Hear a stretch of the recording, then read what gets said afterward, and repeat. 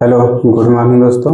आज हम लोग पढ़ेंगे झील के बारे में। कल हम लोग पढ़े थे झीलों के प्रकार के बारे में। आज हम लोग पढ़ेंगे कौन सी झील किस राज्य में स्थित है। और तो देखते हैं हम लोग झीलों के बारे में। तो लिखेंगे यहाँ पे झील, भारत की प्रमुख झीलें। इसको हम पूरा लिख देते हैं, भारत की प्रमुख झीलें। भारत की प्रमुख झीलें। हम लोग ये पढ़ेंगे कि भारत की झीलें किस राज्य में स्थित हैं, वो कैसी झीलें हैं, कृत्रिम झीलें हैं, खारे पानी की झीलें हैं कि मीठे पानी की झीलें हैं, कौन सबसे बड़ी झील है, कौन सबसे खारे पानी सबसे ज़्यादा लवणता वाली झील है। तो हम लोग आज देखते हैं कि सबसे मतलब झीलों के बारे में। ठीक है, तो सबसे पहले हम चालू करते हैं। भारत का मानचित्र यहाँ बना लीजिए और हम इधर बताते जाएंगे और भारत के मानचित्र पे दर्शाते जाएंगे। तो ये देखिए हमारा हो जाएगा भारत का मानचित्र। मान लीजिए इसे, ये एक छोटा सा, उसके बाद फिर भारत का मानचित्र आप लोग बना लीजिएगा ऐसे ही।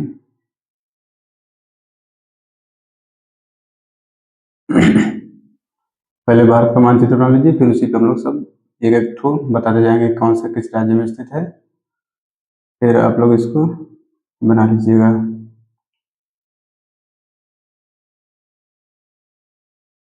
ये हमारा हो गया, मान लीजिए भारत का मानचित्र। थोड़ा अच्छा नहीं होगा तो आप लोग एडजस्ट करिएगा। तो हम लोग सबसे पहले देखते हैं कि जम्मू कश्मीर में, ये ऊपर लद्दाख में कौन कौन सी झीलें हैं। तो लद्दाख में हम देख लेते हैं कौन सी झीलें हैं। लद्दाख, लद्दाख में हमारी कौन सी झील है। तो लद्दाख में आप लोग एक झील जानते होंगे, पेंगोंग झील, जहाँ पे हमारी एक मूवी थी, आप लोग देखे होंगे, थ्री इडियट मूवी।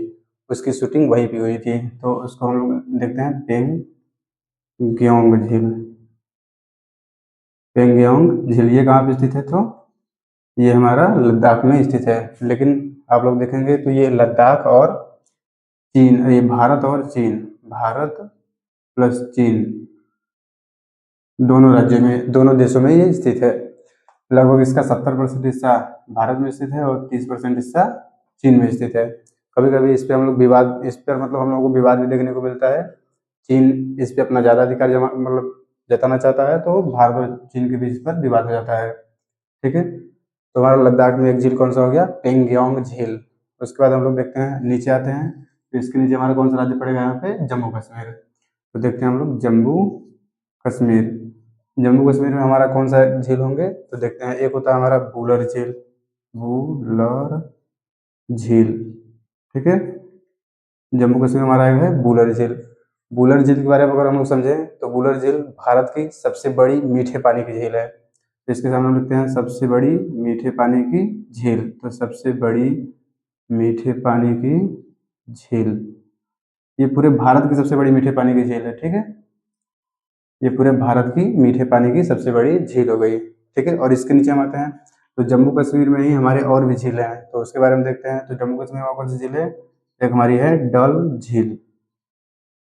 डल झील, डल झील क्या है, डल झील ये हमारा एक, देखिए डल झील जो है ये श्रीनगर, श्रीनगर की सुंदरता के लिए प्रसिद्ध है। श्रीनगर की सुंदरता के लिए, सुंदरता के लिए प्रसिद्ध है। ठीक है, ये श्रीनगर की सुंदरता के लिए प्रसिद्ध है। यहाँ पे आप लोग जब कभी घूमने जाएं या गए होंगे तो देखेंगे कि यहाँ पे जब मतलब जो झील में नाव चलती है, जैसे आप लोग जाएंगे झील में सफारी मतलब उसमें घूमेंगे बैठ के, तो उसी नाव मतलब जिस नाव पे आप रहेंगे एक और नाव पे वहाँ पे देखोगे तो मतलब सामान बिकता रहता है। आप लोग उससे सामान ले सकते हैं और उन लोगों को पैसे देके सामान उससे खरीद के अपना खा पी सकते हैं। तो यहाँ पे नाव पर सामान की बिक्री होती है, नाव पर सामान की बिक्री भी होती है। ठीक है, तो आप लोग ये समझ लीजिए कि वहाँ पे नाव पे सामान की बिक्री भी होती है। और ये डल झील जो है वो श्रीनगर की सुंदरता के लिए जाना जाता है। बुलर झील जो है हमारी सबसे बड़ी मीठे पानी की झील है। अगर बुलर झील के बारे में एक और बात समझें तो ये हमारी क्या है, बुलर झील, यहाँ पे झेलम नदी, झेलम नदी देखें, झेलम नदी, झेलम नदी के किनारे ही ये बुलर झील स्थित है। झेलम नदी जहाँ से बहती है उसके किनारे ही ये हमारी बुलर झील स्थित है। ठीक है, झेलम नदी के मार्ग में ही पड़ जाता है। तो इतनी झीलें हमारी हो गई, कौन सी, लद्दाख में एक झील हो गई पेंगोंग झील, जम्मू कश्मीर में हो गई वुलर झील और डल झील। यहाँ पे और सारी झीलें हैं और छोटी छोटी झीलें हैं, उनके बारे में उतना ज़्यादा नहीं जानना हम लोगों को। और हम आगे नीचे आते हैं तो यहाँ पे हमारा है हिमाचल प्रदेश वाला रेंज। ठीक है, हम देखते हैं हिमाचल प्रदेश। हिमाचल प्रदेश वाला क्षेत्र में कौन कौन सी झीलें हैं। तो हिमाचल प्रदेश में देखिए कितनी झीलें हैं। तो हिमाचल प्रदेश में हम 2 झीलों के बारे में जानेंगे। हमारी एक झील कौन सी हो जाएगी, तो पहली झील हो जाएगी सूरजताल झील। सूरजताल झील, ठीक है, एक झील हमारी हो गई सूरजताल झील। इसकी अगर विशेषता देखें तो सूरजताल झील से एक नदी हमारी निकलती है, भागा नदी। भागा, यहाँ से एक नदी निकलती है, भागा नदी। आप नदी सुने होंगे भागा नदी, तो हमारी भागा नदी कहाँ से निकलती है, तो सूरजताल झील से निकलती है। और दूसरी कौन सी हमारी झील है, तो दूसरी झील है सूरजताल हो गई, एक है चंद्रताल। चंद्रताल झील, ठीक है, इसका नाम है आपको याद करना आसान है, सूरज और चंद्र। तो हिमाचल प्रदेश में कौन कौन सी झीलें हैं, तो सूरजताल और चंद्रताल। ठीक है, तो सूरजताल झील हिमाचल प्रदेश में, चंद्रताल झील हिमाचल प्रदेश में। तो हम कहाँ कहाँ बता दिए, लद्दाख, जम्मू कश्मीर और हिमाचल प्रदेश। देखिए यहाँ पे हो गया लद्दाख, हिमाचल, जम्मू कश्मीर, हिमाचल प्रदेश। इसके बगल में यहाँ पे हमारा उत्तराखंड। तो उत्तराखंड के बारे में देख लेते हैं। उत्तराखंड, उत्तराखंड में कौन कौन सी झीलें हैं, अगर इसके बारे में हम लोग देखें तो उत्तराखंड में एक हमारी झील है रूपकुंड झील। रूपकुंड झील, रूपकुंड झील की एक विशेषता है कि ये एक रहस्यमयी झील है। रहस्यमयी, रहस्यमयी झील क्यों है ये, तो रहस्यमय झील इसलिए है कि यहाँ पे मानवों के कंकाल पाए गए हैं। लगभग 500 मानव कंकाल पाए गए हैं, मानव कंकाल। और ये जो कंकाल हैं इसका आज तक पता नहीं लगाया जा सका है कि मतलब ये कंकाल यहाँ पे कैसे आए हैं। तो ये रूपकुंड झील है, एक रहस्यमय झील है और यहाँ पे मानवों के कंकाल पाए गए हैं। तो ये अभी तक पता नहीं लगाया जा सका है ना कि मानव के कंकाल। इसका हम चित्र यहाँ पे लगा देंगे, आप लोग देखिएगा। तो देखिए ये हो गया हमारा एक रूपकुंड झील। रूपकुंड झील के बाद कौन सा झील आता है, तो यहाँ पे ढेर सारे झील हैं। और वहाँ पे जो हमारा उत्तराखंड है, उत्तराखंड में झीलों को हम लोग ताल के नाम से, जैसे कि यहाँ पे है ना ये सूरज ताल, चंद्र ताल, तो ऐसे ही हम लोग कहीं मतलब झील को भी, झील को ताल के नाम से भी जान सकते हैं। तो ये हमारा हो गया यहाँ पे। तो हम नीचे आते हैं तो उत्तराखंड में ही और सारी झीलें हैं। नैनीताल झील, नैनीताल झील, उत्तराखंड में एक स्थान है नैनीताल, आप लोग जानते होंगे। तो वहाँ पे एक नैनीताल झील भी है। और ये झील है कहाँ, तो नैनीताल जिले में है, नैनीताल जिले में। इसको आप लोग अच्छे से याद रख सकते हैं, नैनीताल जिला। नैनीताल जिले में ही नैनीताल झील स्थित है, ठीक है। और हम झीलों के बारे में जाने तो नैनीताल झील के बाद कौन सी झील आती है, तो यहाँ हो जाएगा एक नैनीताल झील के बाद यहाँ पे ढेर सारी झीलें, जैसे जैसे देवताल झील, देवताल झील, ठीक है, देवताल झील। रामगढ़ताल झील, राम नहीं, रामगढ़ तो उत्तर प्रदेश में पड़ जाता है हमारा। देवताल के बाद आ जाएगा राकसताल झील, राकसताल, इसको हम लोग राक्षस ताल भी कहते हैं, ठीक है, राकस ताल को राक्षस ताल भी कहते हैं। यहाँ पे जितने भी झीलें होंगी सबके अंत में ताल होगा। ये आप झील लिखिए चाहे ना लिखिए, जैसे देवताल, तो देवताल ताल मतलब झील हो गया, तो देवताल हो गया, राकस ताल हो गया, और यहाँ पे देवताल, राकस ताल, और ये हमारा इधर आ गया नैनीताल। और अगर हम देखें तो भीमताल, यहाँ पे देखिए भीमताल झील। और हम देखें तो खुरपा ताल झील, खुरपा ताल झील। देखिए सब हमारे ताल हैं लिखा है लास्ट में, देखिए ना, भीमताल, खुरपा ताल, देवताल, राकस ताल, नैनीताल, ठीक है। और हम इसमें देखना चाहें तो एक आ जाता है हमारा सात ताल झील, सात ताल झील, ठीक है। तो हमारे कितने झील हो गए यहाँ पे, देखिए नैनीताल झील, देवताल झील, राकस ताल झील, भीमताल झील, खुरपा ताल झील, और एक आ जाता है सात ताल झील। झील इसके आगे लिख लीजिए, अगर नहीं भी लिख रहे हैं तो आप लोग समझिएगा कि ताल मतलब झील होता है, ठीक है। और अगर हम ये ताल, आप ये लोग यहाँ समझ रहे हैं कि उत्तराखंड में या हिमाचल प्रदेश में इसको ताल बोल रहे हैं। अगर यही हम केरल वाले रेंज में नीचे, जैसे यहाँ पे आगे नीचे जब ना, तो यहाँ पे हम लोग झील को क्या बोलते हैं, कयाल, कयाल। ये कहाँ पे बोलते हैं, तो केरल में। केरल में झीलों को क्या बोला जाता है, कयाल, ठीक है। तो आप लोग अभी नीचे हम आएंगे तो बताएंगे कि यहाँ पे केरल में कौन कौन सी झीलें हैं। तो अभी हम लोग ऊपर देखते हैं, तो आप लोग इसको एक बार नोट कर लीजिए। और देखिए हमारे लद्दाख में इतनी सारी झीलें हो गई, जम्मू कश्मीर में, हिमाचल प्रदेश में, उत्तराखंड में, नोट कर लीजिए। फिर हम इसको मिटा के आगे बताते हैं। तो इतनी झीलें हुई। अब हम आगे देखते हैं, ऊपर से हम लोग मिटा रहे हैं, आप लोग नीचे ऐसे नोट करते रहिए सबसे। उसके बाद हम लोग यहाँ तक पढ़ चुके हैं, उत्तराखंड तक पढ़ चुके हैं, फिर हम आएंगे हम लोग राजस्थान की झीलों के बारे में पढ़ेंगे, ठीक है। राजस्थान की झीलों के बारे में यहाँ तक मिटा देते हैं, उसके बाद हम नीचे का आप लोग लिखते रहिए तब से। अब हम नीचे आके नीचे को बताते हैं, देखिए यहाँ तक हम हो गए, अब आ जाते हैं राजस्थान वाले रीजन में। राजस्थान आप लोग नोट करते जाइए, क्योंकि यहाँ पे जगह का पड़ेगा तो हम उसको मिटा के आगे लिख देंगे, ठीक है। ये हो गया, हमारा हो गया राजस्थान। तो राजस्थान में कौन कौन सी झीलें हैं अगर हम देखना चाहें, तो राजस्थान में सबसे बड़ी झील है सांभर झील, एक है सांभर झील, सांभर झील।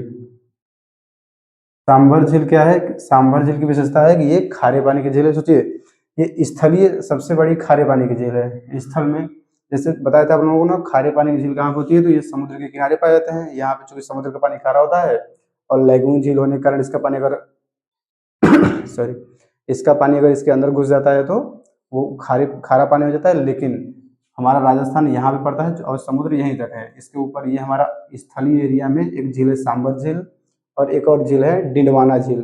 ये दोनों यहाँ पे होने के बावजूद खारे पानी की झीलें इसमें पाई जाती हैं। सॉरी, तो ये हमारी हो गई कौन सी, सांभर झील। इसको हम ये देखिए यहाँ पे लैगून झीलों से भी ज्यादा इसकी लवणता पाई जाती है, तो यहाँ पे हम लिखते हैं सबसे ज्यादा लवणता वाली झील, सबसे ज्यादा लवणता वाली झील, ठीक है। इसकी लवणता सबसे ज्यादा है इधर, मतलब पूरे भारत में जितनी भी झीलें पाई जाती हैं सबसे ज्यादा लवणता किसकी है, तो सांभर झील की है। सांभर झील के बाद हम लोग कौन सी झील देखते हैं, तो डिंडवाना झील, डिंडवाना झील, ठीक है, डिंडवाना झील। और एक और झील देख लीजिए, वो भी खारे पानी की झील, डिंडवाना झील हो गई, और इसी के साथ देख लीजिए पंचभद्रा झील, पंचभद्रा झील, ये दोनों भी खारे पानी की झील हैं, ठीक है। यहाँ मीठे पानी की झील है, उसके बारे में भी बताते हैं, लेकिन ये तीन जो हैं वो खारे पानी की झील हैं, अंतःस्थलीय होते हुए भी खारे पानी की झील। बताया था ना आप लोगों को यहाँ पे झीलों का निर्माण कैसे होता है, वायु के द्वारा। कल का अगर आप लोग वीडियो देखे होंगे तो कल के वीडियो में हम बताए थे कि झीलों का निर्माण कैसे होता है, कृत्रिम तरीके से कैसे होता है, प्राकृतिक तरीके से कैसे होता है। तो प्राकृतिक तरीके में हम एक झील बताए थे आप लोगों को यहाँ पे कि वायु मतलब हवा जब चलती है तो हवा के चलने से यहाँ पे जब जो रेत उसका टीला होता है और किसी जगह मतलब खड्डा बन जाता है, तो खड्डे में पानी भर जाता है, तो उससे हम बन जाता है हमारा झील। और ये सांभर झील, डिंडवाना झील उसी प्रकार की झील है, ठीक है। अब हम लोग इसमें अब देख लें, ये हो गई हमारे खारे पानी की झील है। अब हम आते हैं इसमें और देखते हैं मीठे पानी की झील कौन कौन सी है। तो मीठे पानी की झील में अगर हम देखें तो एक हमारा है नक्की झील, नक्की झील सॉरी, ये हमारा हो गया नक्की झील। नक्की झील को अगर हम देखें तो ये राजस्थान की सबसे ऊंची झील है, राजस्थान की सबसे ऊंची झील, राजस्थान की सबसे ऊंची है, भारत नहीं, राजस्थान भारत की बताएंगे तो हम बताएंगे वो सिक्किम में है, सिक्किम में एक झील है चोलामू झील, उसके बारे में बताते हैं। तो ये हमारा राजस्थान की सबसे ऊंची झील, सबसे ऊंची झील, और ये जो है वो मीठे पानी की झील है, सबसे ऊंची झील है और मीठे पानी की झील है, ठीक है। ये हमारा हो गया नक्की झील। नक्की झील के बारे में हम देखते हैं, और नीचे आते हैं, इसका एक और है झील पुष्कर झील, पुष्कर झील। पुष्कर झील की विशेषता अगर हम देखें तो पुष्कर झील आप लोग जानते होंगे, एक हमारा राजस्थान में मंदिर है, ब्रह्मा जी का मंदिर है, ब्रह्मा जी का मंदिर यहीं पे है पुष्कर में। तो यहाँ पे पुष्कर झील हो गया। और पुष्कर झील के देखिए, ये जो पुष्कर झील है ये हिंदुओं के लिए एक पवित्र स्थल है, हिंदुओं के लिए एक पवित्र स्थल है। यहाँ पे मेला भी लगता है, देखिए इसको लिख देते हैं हिंदुओं के लिए पवित्र स्थल है, हिंदुओं के लिए पवित्र। और यहाँ पे मेला भी लगता है, तो मेला आप लोग देख लीजिए कब लगता है। तो मेला कब लगता है, तो यहाँ पे अक्टूबर अक्टूबर और नवंबर माह में, नवंबर माह में जो हमारा पड़ता है कार्तिक पूर्णिमा, कार्तिक पूर्णिमा, जिस दिन कार्तिक पूर्णिमा पड़ता है उसी दिन यहाँ पे लगता है मेला। ये कौन सा मेला लगता है, तो ये पुष्कर झील के किनारे लगता है, अक्टूबर नवंबर में कार्तिक पूर्णिमा के दिन मेला लग जाता है। और ये किसके लिए प्रसिद्ध है, तो ये हिंदुओं के लिए काफी पवित्र स्थल माना जाता है। यहाँ पे हिंदू जाते हैं अपनी श्रद्धा से और यहाँ पे ब्रह्मा जी की पूजा करते हैं, और उसके बाद ये अक्टूबर नवंबर महीने में मेला लगता है।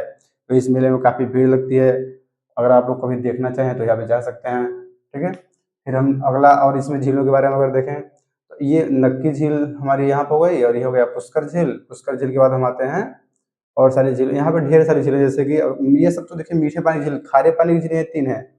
ये मीठे पानी की झील नक्की झील है, पुष्कर झील भी मीठे पानी की झील है।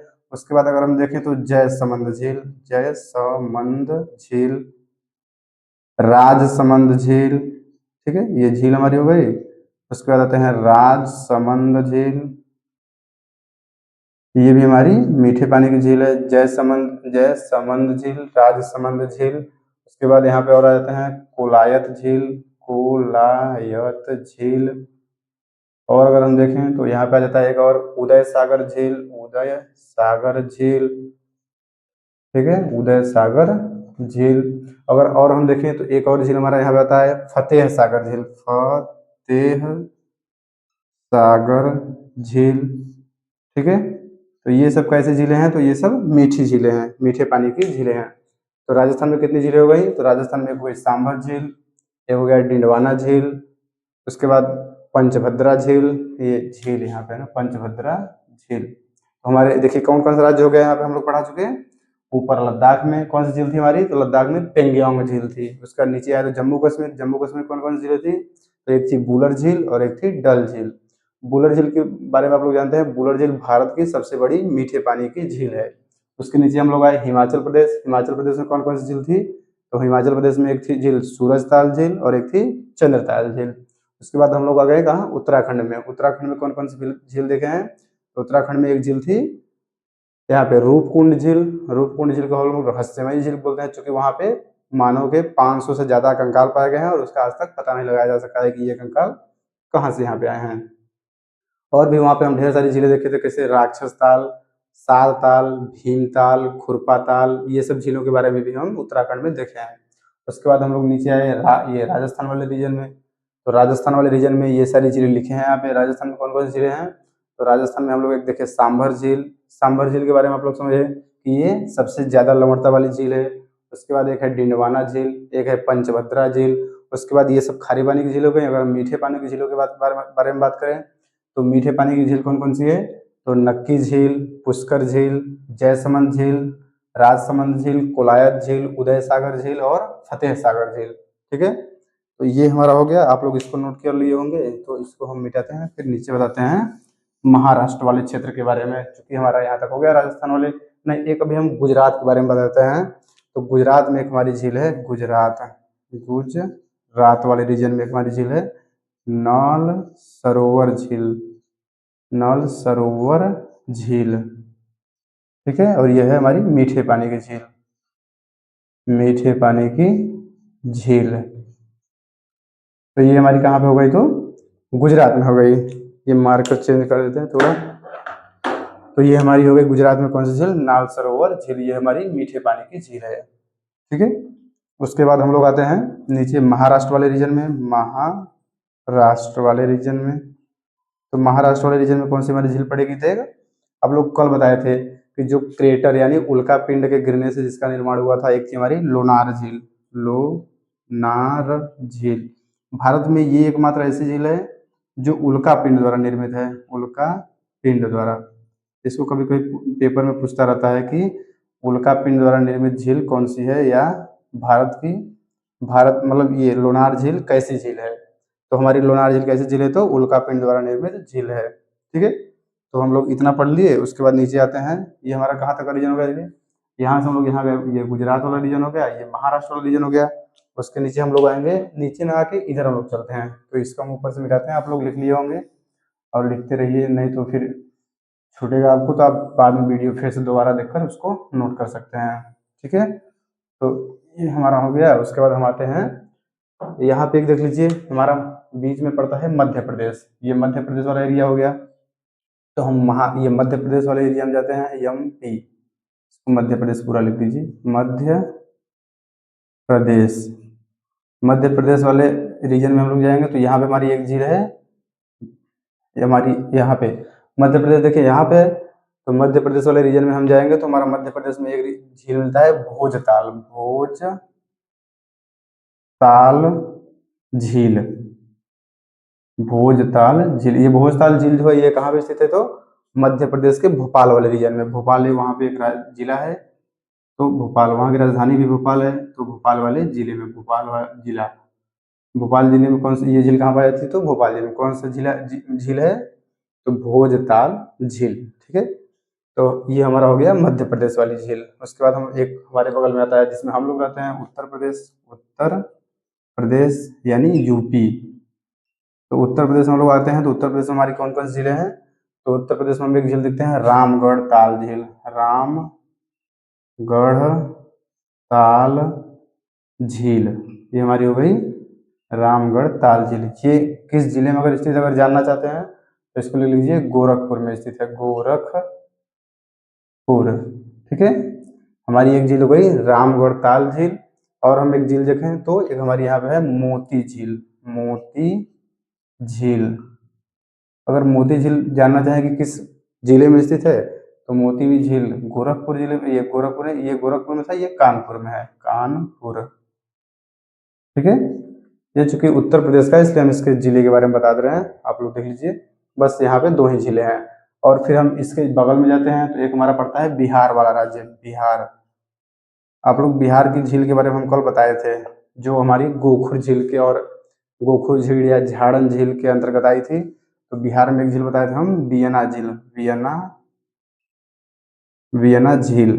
ठीक है, ये हमारी झील कहाँ पे है, तो बिहार में स्थित है। बिहार के ऊपर अगर हम आते हैं, तो ये हमारा जो ये वाला रीजन है, यहाँ पे है हमारा सिक्किम। तो हम सिक्किम के बारे में भी बताते हैं, सिक्किम। तो सिक्किम वाले रीजन में हमारी एक झील है, जो कि भारत की सबसे ऊंची झील है, भारत की सबसे ऊंची झील है। और ये देखिए इसका नाम क्या है, तो चोलामू झील, चोलामू झील। ये कहाँ पे है, तो सिक्किम में है, और ये भारत की सबसे ऊंची झील है। इसकी अगर ऊंचाई, ये सबसे ऊंची है, तो इसकी ऊंचाई अगर हम लोग जानना चाहें, इसकी ऊंचाई है 5330 मीटर। ठीक है, सोचिए 5 किलोमीटर से भी ज्यादा ऊंचाई पर स्थित है।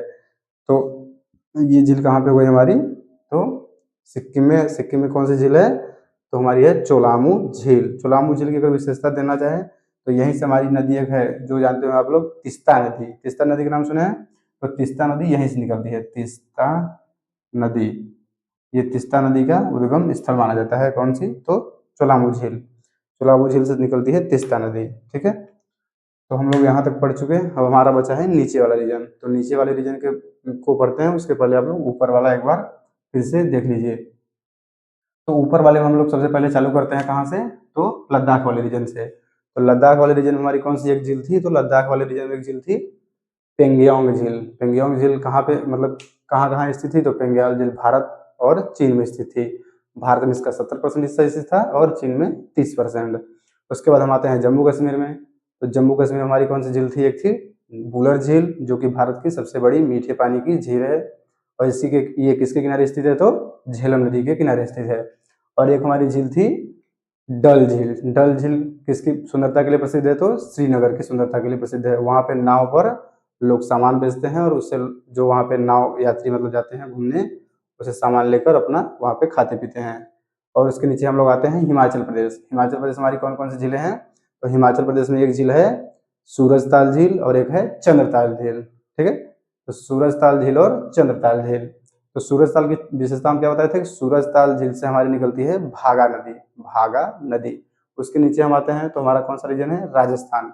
राजस्थान में हमारी कितनी झीलें थी, वहाँ पे ढेर सारी झीलें थी। तो वहाँ पे 3 झील थी, जो कि खारे पानी की झील थी, और ये तीनों झीलें खारे पानी की अंतःस्थलीय झीलें हैं।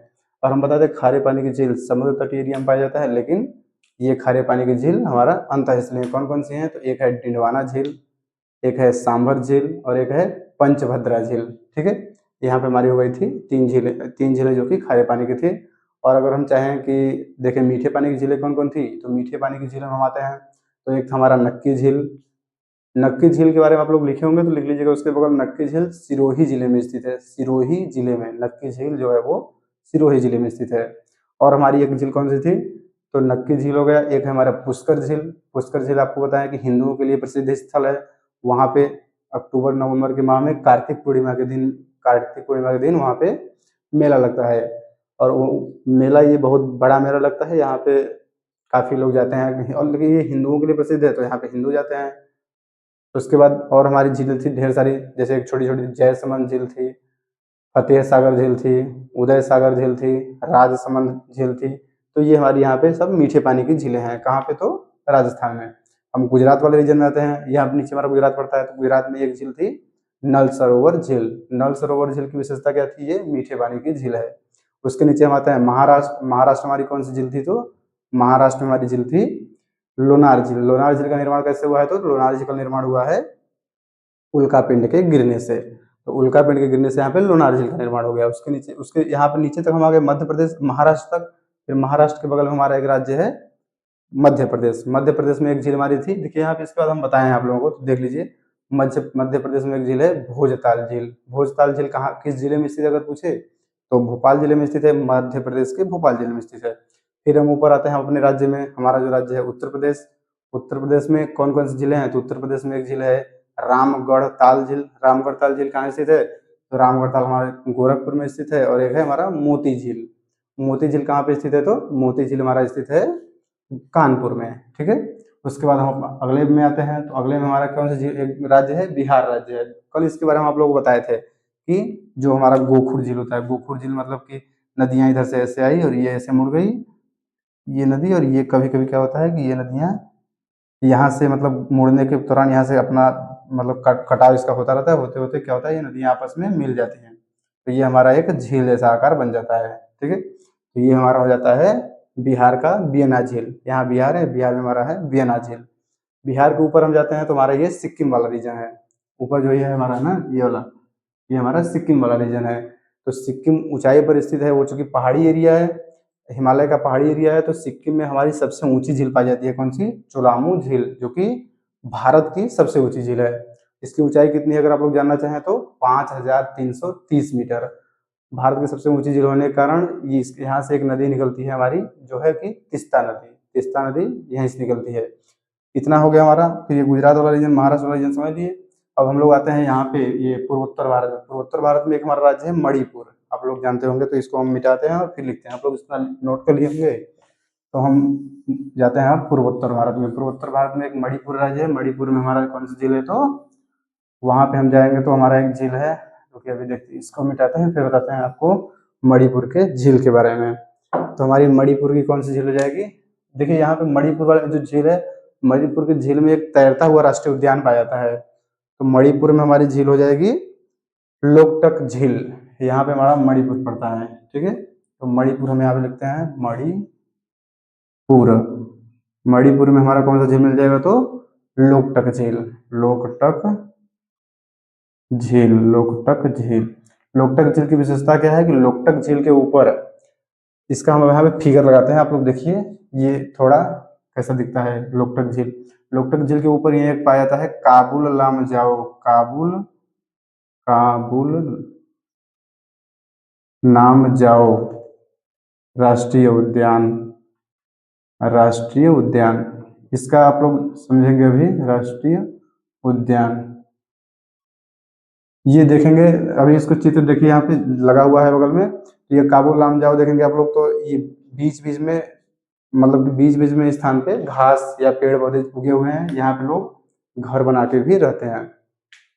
क्योंकि ये कुछ ऐसा कुछ दिखता है ऐसा, तो देखिए यहाँ बीच बीच में जो मतलब दिख रहे हैं आप लोगों को स्थान, इस पे से क्या होता है कि बीच में जो आप लोगों को स्थान दिख रहा है, इस पे से जो यहाँ पे एक हिरण पाया जाता है, उसको हिरण यहाँ पे उसको बोलते हैं हम लोग डांसिंग डियर। डांसिंग, डांसिंग ऐसे लिख दीजिए हिंदी में, डांसिंग, डांसिंग डियर, डियर यानी हिरण। ठीक है।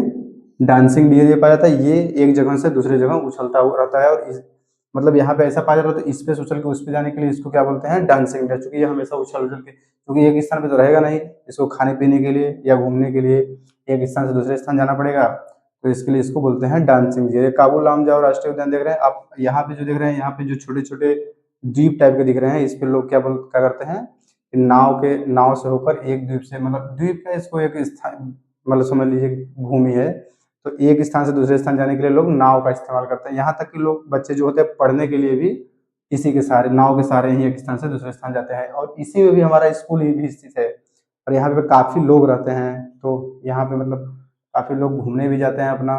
तो ये हमारा कौन सा झील हो गया? मणिपुर में लोकटक झील। तो लोकटक झील की विशेषता, और ये पूर्वोत्तर भारत की सबसे बड़ी मीठे पानी की झील है। पूर्वोत्तर भारत की सबसे बड़ी मीठे पानी की झील है। पूर्वोत्तर भारत की मीठे पानी की झील है। ठीक है, सबसे बड़ी मीठे पानी की झील है। तो आप लोग इतना समझ लीजिए। तो हमारा हो गया ये पूर्वोत्तर भारत वाला राज्य। उसके बाद अब हम नीचे आएंगे धीरे धीरे। नीचे वहां से जब उतरते हैं तो नीचे हमारा आता है तेलंगाना। तेलंगाना वाला रीजन हमारा, अभी हम समझ लीजिए हम महाराष्ट्र छोड़ के मध्य प्रदेश में अब आ गए उड़ीसा तेलंगाना ये वाला रीजन में। ठीक है, तो हम आते हैं यहाँ पे तेलंगाना वाले रीजन, तेलंगाना। तो तेलंगाना में हम आ गए। तेलंगाना में हमारा कौन कौन सा सागर पड़ता है तो इसके बारे में हम लोग तेलंगाना में हमारा एक मिलेगा हुसैन सागर झील। हुसैन सागर झील। ठीक है, तो हुसैन सागर झील के बारे में हम लोग समझे तो ये एक हमारी कृत्रिम झील है। कृत्रिम कृत्रिम यानी मानव निर्मित झील, कृत्रिम झील, इसके बारे में आप लोग हमको बताए थे। और उत्तर प्रदेश में एक और झील थी, आप लोग अगर लिखना चाहें तो जो हम लोग कल बताए थे, उत्तर प्रदेश में गोविंद वल्लभ पंत सागर झील, जो कि उत्तर प्रदेश के सोनभद्र जिले में स्थित था, गोविंद वल्लभ पंत सागर झील। तो उसको आप लोग अगर नोट करना चाहें, कल वैसे पढ़ाए थे, अगर आज फिर से आप लोग नोट करना चाहें तो नोट कर लीजिए। वो उत्तर प्रदेश के सोनभद्र जिले में स्थित है गोविंद वल्लभ पंत सागर झील। ठीक है, वो थोड़ा ध्यान नहीं आया तो नहीं बताया, तो यहाँ पे बता दिए, लिख लीजिए आप लोग उसको। फिर हमारा ये हो गया हुसैन सागर झील, कहाँ पे, तो तेलंगाना में। तेलंगाना में अगर हम और एक झील देखें तो वहाँ पे एक और है उस्मान सागर झील। उस्मान सागर झील, ये हमारा, ये भी हमारी कृत्रिम झील है। कृत्रिम, देखिए इधर जो है सब कृत्रिम झीलें हैं ना, सब नहीं है, मतलब ये दो तीन एक और बताएंगे अभी। तो ये हमारा हो गया कौन सी झील, तो उस्मान सागर झील। और ये इसकी एक विशेषता है कि ये झील कृत्रिम झील है। तो ये झील कृत्रिम बनी कैसे, तो ये मूसी नदी पे चूंकि झील बना हुआ है, नदी पर मूसी नदी पर बांध बनाकर इसको, इस झील का निर्माण किया गया है। तो उस्मान सागर झील कहाँ पे स्थित है, तो मूसी नदी, क्योंकि, और ये कहाँ स्थित है, तेलंगाना में, और ये एक कृत्रिम झील है। ठीक है, कृत्रिम झील, आप लोग समझ लीजिएगा थोड़ा राइटिंग ये, क्योंकि लिखने में जल्दी जल्दी हो जाता है ऐसा। तो ये हमारा हो गया तेलंगाना में स्थित है उस्मान सागर झील और हुसैन सागर झील। अब तेलंगाना वाला रीजन हमारा हो गया। इसके बगल में हम आते हैं तो आंध्र प्रदेश वाले रीजन में। प्रदेश आंध्र प्रदेश वाले रीजन में हम लोग आ गए। तो आंध्र प्रदेश वाले रीजन में हमारा कौन कौन सी झीलें हैं तो इसके बारे में हम लोग अगर देखें तो आंध्र प्रदेश में हमारा एक पुलिकट झील है। पुलिकट झील, पुलिकट झील हमारा ये हो गया, कहाँ हो गया, आंध्र प्रदेश में। ये पुलिकट झील आंध्र प्रदेश में भी थोड़ा बहुत है, और ये इसका हम लिख देते हैं आंध्र प्रदेश, और ये तमिलनाडु में भी स्थित है, आंध्र प्रदेश प्लस तमिलनाडु। ठीक है, तो ये दोनों राज्यों में थोड़ा थोड़ा इसका हिस्सा है, लेकिन ज्यादा हिस्सा आंध्र प्रदेश में स्थित है, इसको हम लोग, इसलिए इसको हम पुलिकट झील को आंध्र प्रदेश में मानते हैं। इसका थोड़ा हिस्सा लेकिन तमिलनाडु में भी स्थित है। और ये पुलिकट झील के बारे में अगर समझें तो ये भारत की दूसरी सबसे बड़ी खारे पानी की झील है। भारत की दूसरी सबसे बड़ी खारे पानी की झील, सबसे बड़ी, सबसे बड़ी कौन सी, अभी एक हम उड़ीसा में हम लोग छोड़े हैं ऊपर वाला, उसको बताते हैं। भारत की सबसे बड़ी, दूसरी सबसे बड़ी खारे पानी की झील जो उड़ीसा में है, चिल्का झील, वो भारत की सबसे बड़ी खारे पानी की झील है। तो सबसे बड़ी खारे पानी की झील। ठीक है, ये हमारा हो गया दूसरी सबसे बड़ी। और पहला हम लोग यहाँ पे एक हमारा राज्य है उड़ीसा। ठीक है, तो उड़ीसा में कौन सी झील है, तो ये हमारी चिल्का झील है। ये आप लोग लिख लीजिए, यहाँ पे हम ऊपर लिख देते हैं, चलिए कोई बात नहीं, यहाँ पे लिख लीजिए। तो ये हमारा हो गया उड़ीसा में चिल्का झील। ये भारत की सबसे बड़ी खारे पानी की लेगून झील है। भारत की सबसे बड़ी, यहाँ पे सबसे बड़ी लिख देते हैं, आप लोग समझ लीजिएगा, सबसे बड़ी खारे पानी की झील। ठीक है, और ये एक लेगून झील है। लेगून, लेगून आप लोग को कल बताए थे, जो समुद्र के किनारे तीन ओर से स्थल से गिरा हुआ और एक ओर समुद्र साइड से, मतलब रेत से उसका हिस्सा ढक जाता है, तो उसको हम लोग बोलते हैं लेगून झील। तो ये हमारा हो गया आंध्र प्रदेश की पुलिकट झील के बारे में हम लोग बता दिए। और एक और आंध्र प्रदेश में समझ लेते हैं, हमारा कोल्लेरू झील है। यहाँ पे कोल्लेरू झील।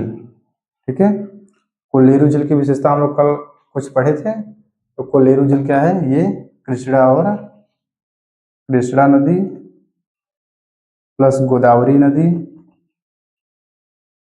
कृष्णा नदी प्लस गोदावरी नदी के बेसिन पर द्वारा बना हुआ है, या उनके जो वहाँ जहाँ पे मिलती हैं डेल्टा द्वारा बना हुआ है, समझिए डेल्टा।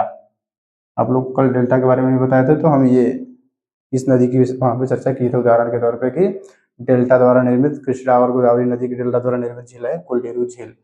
इसका एक एग्जाम्पल दिए थे। उसके बाद हम और एक देखना चाहें आंध्र प्रदेश में कौन सी झील है, तो एक हमारा है निजाम सागर झील, निजाम सागर झील।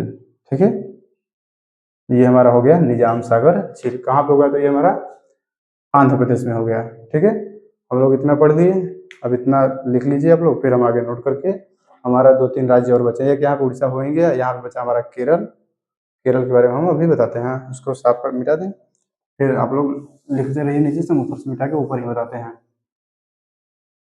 ये हमारा रीजन हो गया, आंध्र प्रदेश तक हम लोग आ चुके हैं। नीचे आते हैं, इसको तेलंगाना भी हमारा हो गया है, आप लोग उसको लिख लीजिए। अब हम नीचे आते हैं केरल में। केरल, केरल में हमारी कौन कौन सी झीलें हैं, तो देखते हैं। केरल में हमारी एक झील है, केरल में सबसे बड़ी लेगून झील पाई जाएगी, सबसे लंबी, उसको बोलते हैं हम लोग। केरल में 2 झील पाई जाती है, एक मतलब केरल में कौन कौन, एक अष्टमुदी झील पाई जाएगी केरल में, और एक वेम्बनाड झील। तो हम लोग देखते हैं वेम्बनाड झील, वेम्बनाड झील, और एक हमारी होगी अष्टमुदी झील। वेम्बनाड झील के बारे में हम लोग समझे, तो ये भारत की सबसे लंबी झील है, भारत की सबसे लंबी झील, सबसे लंबी लंबी है, और लेगून झील भी है, भारत की सबसे लंबी लेगून झील, सबसे लंबी लेगून झील। ठीक है, इतना आप लोग समझ लीजिए, भारत की सबसे लंबी लेगून झील कौन सी है, तो हमारी वेम्बनाड झील है। उसके बाद हम हमारे पास है, तो ये हमारा हो गया इतना। फिर हम आते हैं अष्टमुदी झील। तो अष्टमुदी झील हमारी कहाँ है, तो अष्टमुदी झील को हम लोग समझ लेते हैं। आप लोग सुने होंगे, ये हमारा भारत में आर्द्र भूमि का मतलब कि कौन एक संस्था है, 1971 में बनाया गया था आर्द्र भूमि, जिसको मतलब किया जाता है। तो आर्द्र भूमि ये कौन सी स्थल है, तो आर्द्र भूमि स्थल है, आर्द्र भूमि स्थल, इसको घोषित किया गया, आर्द्र भूमि घोषित किया गया है इसको। आर्द्र भूमि घोषित कौन करता है, तो आर्द्र भूमि घोषित करने के लिए एक रामसर समझौता हुआ, रामसर समझौता। कब हुआ था रामसर समझौता, तो 1971 में हुआ था। तो 1971 रामसर समझौता के तहत ये अष्टमुदी झील को आर्द्र भूमि घोषित किया गया था। ठीक है, तो ये हमारा हो गया केरल की झील के बारे में हम बता दिए। फिर हम आते हैं, अगर हम इसके बारे में और समझे, जो हमारा वेम्बनाड झील है, तो ये भारत की सबसे लंबी लेगून झील है। लंबी होने के कारण इसमें क्या होता है कि नौका जो होती है, हमारी नाव होती है, इसमें रेस कराया जाता है, प्रतियोगिता कराई जाती है। तो यहाँ पे हम लिख देते हैं नाव प्रतियोगिता, नाव प्रतियोगिता। ठीक है, आप लोग भी इसको लिखना चाहें तो लिख लीजिए कि नाव प्रतियोगिता यहाँ पे होती है, नाव प्रतियोगिता। तो नाव प्रतियोगिता किस झील में कराई जाती है, तो ये आप लोग समझ लीजिए थोड़ा, नाव प्रतियोगिता, प्रतियोगिता। ठीक है, ये हमारा हो गया नाव प्रतियोगिता। कहाँ पे कराई जाती है, तो वेम्बनाड झील में कराई जाती है। ठीक है, तो ये और यहाँ पे यहीं पे एक और आप समझे, तो वेम्बनाड झील हमारा जो है यहीं पे पाया जाता है, वेलिंगटन द्वीप, वेलिंगटन द्वीप भी यहीं पाया जाता है। ठीक है, ये हमारा हो गया नाव प्रतियोगिता, वेम्बनाड झील में कराई जाती है, भारत की सबसे लंबी लेगून झील है। लंबी होने के कारण यहाँ पे नाव प्रतियोगिता कराई जाती है, और नाव ये वेलिंगटन द्वीप ये वेम्बनाड झील के आसपास ही पाया जाता है, इसके बगल में पाया जाता है, इसके किनारे। और अगर हम इतना समझ लिए, उसके बाद अगर और देखें, तो हमारा सिक्किम झील हो ही गया था, उड़ीसा हो गया था। उड़ीसा में एक झील आप लोग यहाँ समझ लिए, चिल्का झील। तो हम इतने झीलों के बारे में आज पढ़े हैं, सभी झील हमारे लगभग हो गए हैं, और जो छूटे होंगे अगर, तो कोई हम बाद में बताएंगे अभी, लेकिन इस टाइम पे तो इतना हो गया, इतना हमको याद आया। तो आप लोग इसको देखिए, कल का अगर आप लोग वीडियो नहीं देखे हैं, तो कल का वीडियो देख लीजिए कि भारत की झीलों का निर्माण कैसे होता है। झीलों के निर्माण के बारे में आप लोग समझ जाएंगे, तो ये आप लोगों को कौन सी झील किस राज्य में है, इसको याद करने में आसानी होगी। कल हम कुछ एग्जाम्पल भी दिए थे, तो उसमें भी कुछ झीलों का नाम आ गया था, और आज तो सभी झीलों के बारे में बता दिए। तो आप लोग इसको देखिए, और इसको बस आप लोग एक, जैसे हम तो थोड़ा ये बोर्ड हमारा छोटा पड़ेगा, इसको मिटा मिटा के लिख दिए, लेकिन आप लोग एक रफ शीट लीजिए, उस पर इसको पूरा बनाइए और इसको अपने पास रखिए लिख के, और इसको समय समय पर देखते रहिए। अगर मान लीजिए रोज नहीं देख पा रहे हैं तो सप्ताह में कम से कम संडे को एक बार देख लीजिए, जब आप लोग पढ़ाई ना करते हो या आपका मन ना करता हो पढ़ने का, तो इसको ज़्यादा पढ़िए मत, बस एक बार सरसरी निगाहों से देख लीजिए, और देखते रहेंगे तो ये आपको याद हो जाएगा आसानी से। तो इतना तक हो गया, और उसके बाद आप लोग इसको नोट कर लीजिए। फिर आज के लिए इतना ही, धन्यवाद। तो अगली वीडियो में मिलते हैं। अगर आप लोगों को वीडियो पसंद आ रहा हो तो वीडियो को लाइक करिए, सब्सक्राइब करिए और कमेंट करिए अगला वीडियो किस पे बनाया जाए। धन्यवाद।